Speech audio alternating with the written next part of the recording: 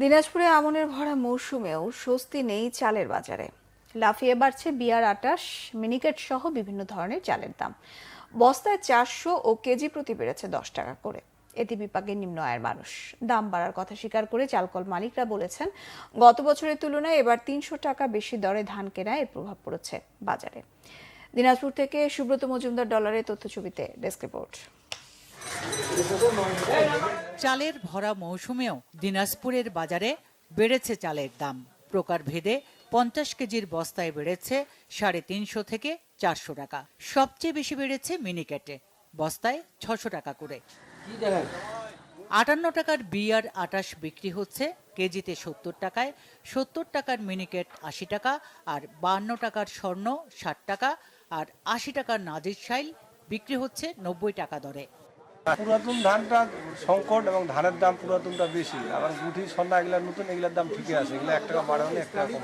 November ডিসেম্বরে মিনিকেট জাতের চাল প্রত্যেক বস্তার দাম ছিল ৩,২০০ টাকার মধ্যে, সেটা এখন ৩,৭০০ থেকে ৩,৭৫০ পর্যন্ত বেচাকেনা হচ্ছে। ২৮ চাল ছিল ৩,০০০-এর নিচে, সেটা এখন ৩,৩০০-৪০০ টাকা পর্যন্ত বেচাকেনা। মূলত যেটা দাম বেশি সেটা হলো ২৮ মিনিকেট ২৯, আর ২৮ মিনিকেট ২৯ হলো আপনার পুরাতন। আর নতুন যেটা উঠছে আমন, গুটি শূন্য, সুমন শূন্য, এই চাইল পাবলিক কিন্তু খাচ্ছে না। রেকর্ড পরিমাণ, মানে এত দাম আগে কখনো হয়নি, সব থেকে ভয়াবহ অবস্থা। বাজার তদারকিতে সরকারের ভূমিকা নিয়ে সমালোচনা করছেন ক্রেতারা। চালের বাজারটা নিয়ন্ত্রণ করা দরকার। চালের বাজার কি সব বাজার নিয়ন্ত্রণ করা দরকার, সব কিছু আমাদের যারা সাধারণ মানুষ আছে তাদের পুরো ক্ষমতার বাইরে চলে গেছে। সুমন স্বর্ণ ৬০ টাকা কেজি, ভরপুর খুশি আমরা। আর যেটা খাইছি ৬০ টাকা, ওটা হয়ে গেছে ৭০-৮০। যে মিনিকেট চাল আমরা ৩৩০০-৩৫০০ নিয়েছিলাম, ওই মিনিকেট চারটে এখন কত ৩৯৫০, ওই মিনিকেট চারটে ৩৯৫০।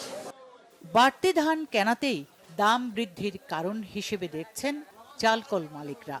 এই বাজার নিয়ন্ত্রণের জায়গাটাকে বা বাজারটাকে যে একটা স্থিতিশীল জায়গাটাতে আমাদের গোড়াতে চিন্তা করতে হবে।